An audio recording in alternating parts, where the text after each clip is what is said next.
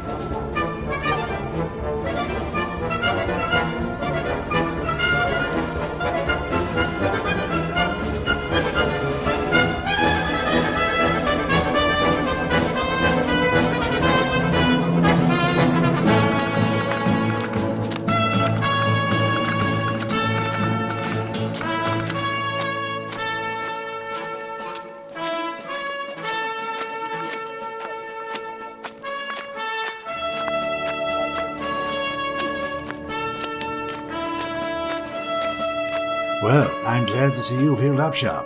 Ready for your next assignment? Yes, sir. Eager to hunt down a wolf. All in good time, Sharpe, all in good time. Tancred has been explaining the necessity of silver to take this beast down. How could I forget that last-minute advice, Brother Tancred? You have my sincerest apologies, Sharpe. I wasn't entirely sure what you were facing at the time. But silver's the most effective weapon against those with the werewolf curse. Which leads to the job at hand, Sharpe. Problem is, we don't have any. Barely enough coin to pay the troops, let alone silver to melt down for shot and sword. As the French are evacuating from Spain, I have it on good authority that several shipments will be passing nearby within the next day or so. And it is rumoured to be the property of none other than Joseph Bonaparte, formerly the King of Spain. I can only imagine the riches laden within that shipment. But silver is the prize today. Unladen with bloody French troops, sir, and lots of them. It can't be done. Well, I can give you a brief window, not long, mind. But if I deploy several well-trained and elite units along this roadway, we can hold off the vanguard and the main convoy for a short while. Long enough for you to grab the silver and get out. It's a risky plan, sir, but we need that bloody silver if we're going to kill Loup for good. Quite right, Sharpe, quite right. You'd better hop to it, my lad. Time is not on our side. Sharpe will attack the French in two groups. One will be led by his trusted friend, Sergeant Patrick Harper. Harper also brings in the heavy artillery with his naval volley gun. The last place any Frenchman wants to be is looking down the wrong end of this barrel. The learned and well-read man, Rifleman Harris, is also a vicious combatant, capable of taking down any enemies that oppose him. Often remarked as the best shot in the company, Rifleman Hagman is possibly the best shot in the British Army. Very few can match this man's aim. Jaeger Hans Gruber did not acquit himself well in the last skirmish, but Sharpe clearly sees something in this man. Maybe this mission he can prove his worth. Major Richard Sharpe will lead the other group. Whilst the majority of the chosen men will be with Harper, Sharpe will be leading this motley crew, some new to the unit, and some others very, very green indeed. Rifleman Peach has yet to prove himself in front of Sharpe. His last engagement saw him being mauled by a pair of hounds. This time, I'm sure Peach will exhibit himself with honour. I wouldn't count on it though. Private Gunther proved himself worthy of staying with the unit, displaying bravery and determination in the face of the previous horrors. I see great things for Gunther. Highlander Ronald MacDonald is no stranger to battle or fighting the forces of darkness. After his last unit was wiped out, he too seeks vengeance against Sharpe's nemesis, Brigadier-General Guy Loup. An element of the French convoy has been ambushed by Sharpe. Spread across the road are 5 packages of loot. Sharpe and his men must race to take out the escort, grab as many packages as possible before French reinforcements arrive. The escort is made up of 10 voltigeurs. However, during the game, some reinforcements will trickle through to aid these beleaguered Frenchmen. Sharpe has 6 turns to complete his mission. Sharpe orders Rifleman Peach to take positions near the well. Sharpe also moves to support Rifleman Peach whilst being backed up by Highlander MacDonald. Private Gunther sprints to the ruined house just ahead of Sharpe and the well. With the French in sight, Peach opens fire on the nearest Voltigeur, but completely misses. Sorry, Mr. Sharpe, sir. I'll do better, Mr. Sharpe, sir. Sharpe, however, shows Rifleman Peach how it's done by immediately taking out the nearest Frenchman. The French react by returning fire. Rifleman Peach is shot in the arm. Ah, me arm, sir. He's got me arm. A Voltigeur takes a chance and shoots Sharpe, but misses. Whilst another repositions for a better firing position, he also misses. The leader of the French tries his luck, but also fails to score a hit. Seeing that they are being flanked, several Voltigeurs head down the road to get better firing positions.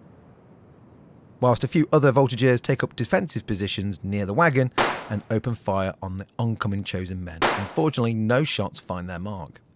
The bugler takes this opportunity to signal for reinforcements, and bugles like a bugler should. Daniel Hagman returns fire at the cheeky buggers who shot at him, causing some damage. Harris advances to the ruins and puts the wounded Frenchman out of his misery. Hans Gruber moves to take a better firing position and in a stroke of luck kills the other Voltigeur. Then Sergeant Harper heads to where those sneaky Frenchmen are trying to flank his lads. Hey, Hugo, what weapon is this British fool carrying? A little pea shooter, no? Huh? By the end of turn 1, Sharpe's group advanced towards the well and opened fire on the French that were nearest to their positions. Harper's group advanced and took better positions near the ruins, killing 2 Voltigeurs in the process. All the French could do was just reposition and return fire. Moving into turn 2, with a few French dead, Sharpe's units still need to grab and secure those packages. They still, however, have plenty of time for now. We begin turn 2 by activating Harper's group. Harper makes his way around the ruin and greets the French with his volley gun, instantly killing one and leaving the other very badly wounded. Unfortunately, the volley gun takes so long to reload, Harper will need to rely on his sword from now on. Harris, being the smart one, takes advantage and tries to steal another kill, but fails to hit the wounded Voltigeur. In a classic rifleman move, Hagman reloads and repositions. Hans Gruber also reloads and tries to cease the bugler's bugling, but fails. The bugler returns fire, hitting Gruber in the groin. Gruber then dives for cover. The badly wounded Voltigeur tries to hit Harris, but only succeeds in getting a sword bayonet in the gut. The Voltigeurs dealing with Sharpe's group all reload and continue to pour fire onto Sharpe's lads. All miss except one lucky shot that manages to wing Sharpe. Charge him, you bastards! Sharpe orders his group to get stuck in. Feeling a brief moment of courage, Rifleman Peach runs into the fray, forgets to attach his sword bayonet, but still wounds the Frenchman facing him. However, Peach is completely outclassed and smashed to the floor. Ah, you killed me, sir! MacDonald, seeing Peach's plight, charges in and decapitates the Frenchman. So hard, in fact, even the model died. I can see a bright light, Ronald. The gods called to me. My wife. Tell my wife I love her. That's a son, you daft bugger. And it's only a flesh wound. Gunther charges the enemy leader and performs what can only be described as the most disappointing displays of fighting I've ever seen. By the end of turn 2, Sharpe's group advanced to the wall. With some success, Rifleman Peach unfortunately faints at the sight of his own blood and a decapitated Frenchman. He will survive but suffers an arm wound. Harper's group have dealt with 4 of the enemy now and open up the loot to be taken next turn. The French still have a strong presence near the wagon and 3 packages. At the start of turn 3, some French reinforcements arrive. A small group of French dragoons scouting the area heard the bugler's call and have arrived to aid in their plight. We begin with Harper's group activating. Seeing that more French are arriving, Sergeant Harper quickly grabs and secures a bundle of loot. Harris quickly moves to do the same, but uses this opportunity to do a quick reload and kill that noisy bugler. Hans Gruber takes aim at one of the dragoons. Hey, Francois, it is a good day to kill the British, oui? Francois! English pig dog! This one is mine. Hagman moves to the wall by the wagon and takes a shot at a Voltigeur in the open, heavily wounding the poor bugger. Moving on to the French, the officer of the dragoons, outraged by Gruber's kill shot, charges headlong into the Jaeger and cuts the Brunswicker Jaeger down, whilst the other remaining dragoon charges headlong into the Highlander MacDonald. A brief fight ensues, but the dragoon suffers several deep cuts for his trouble. The Voltigeur that Hagman shot reloads and returns fire. Hagman quickly dives for cover. Continuing the epic fight, Gunther and the Voltigeur lightly wound each other, while Sharpe kicks the Voltigeur hard in the nuts. Then Highlander MacDonald takes advantage of the reeling cavalryman and cuts him down off his horse. You like that, eh, you French bugger? then shows him his butt for good measure before grabbing a bundle of loot, meaning 3 of the 5 packages of loot are now in Sharpe's possession. Sharpe moves over to assist Gunther with his quarry and swiftly finishes him off. Emboldened by Sharpe's presence, Gunther charges the remaining Voltigeur and gives him the cold steel in the face. At the end of turn 3, 3 of the 5 packages are now in British hands and a 4th is well on the way to being claimed. Things are looking a bit dicey for Hagman as he has a dragoon officer on his flank who can clearly handle himself in melee. Hans Gruber, unfortunately, dies from his wounds. Turn 4 sees the arrival of more French reinforcements, a small group of Voltigeurs clearly scouting ahead of the main column. Time is running out for Sharpe. Not wanting to be left in the open, Sharpe orders his men to pull back with their prizes. MacDonald grabs the loot and sprints to the safety of the wall. Gunther does the same, grabbing the loot and retiring to a more secure position. "Over here, you French buggers!" Ever the dashing hero, Sharpe distracts the French and provides covering fire.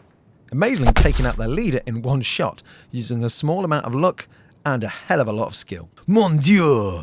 Capitaine! No, Capitaine!" The dragoon officer, feeling cocky from his previous engagements, gallops towards Hagman, with his sabre twirling in the sunlight, but completely fluffs his attacks on Hagman. Utterly enraged by the death of their beloved captain, the French open fire with everything they have at Sharpe.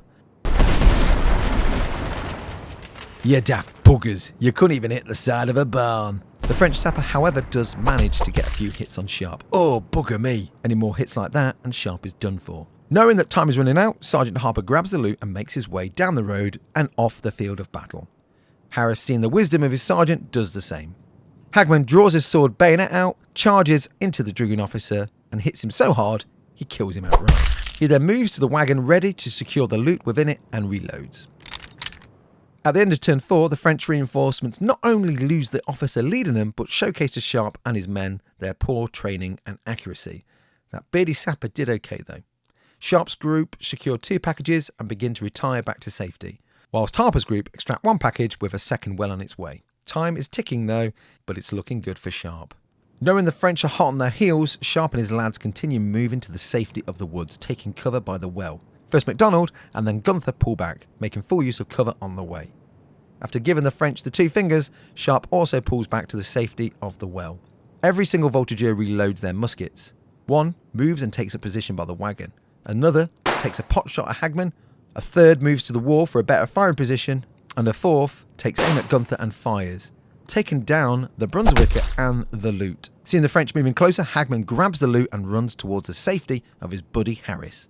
Harris reloads and lays down covering fire for Hagman and badly injures a Frenchman in the process. At the end of turn 5, Sharpe and MacDonald have moved to the safety of a well with 1 package in their possession. The second was dropped when Gunther was taken out. Gunther, however, will drag his sorry ass off the field and will make a full recovery. Hagman and Harris have secured 2 packages, but as of yet are still metres away from safety. The Voltigeurs were able to spread out and manage to take down another member of Sharpe's group. However, time is almost up. Sharpe and his men must get off the board this turn or risk being killed, or worse, taken captive by the French. The shame of it. Turn 6 sees the arrival of an entire French column. Sharpe's beaten off many a French common in the past, but today he won't push his luck. "Bloody hell, MacDonald, that's a lot of bloody French. When time comes, grab that package and run as fast as you bloody can." Aye, Mr. Sharpe, sir, though I'd prefer to be running out the bastards, sir. Knowing the importance of this mission, Hagman and Harris grab the loot and scarper. The French then unload a furious barrage of musket fire at Sharpe and MacDonald.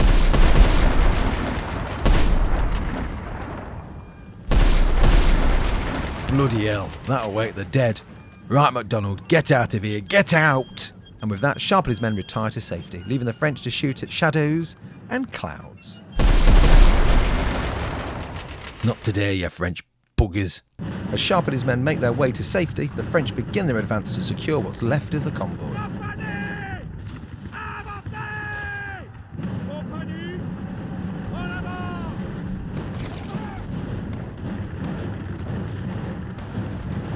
A job well done, Sharpe.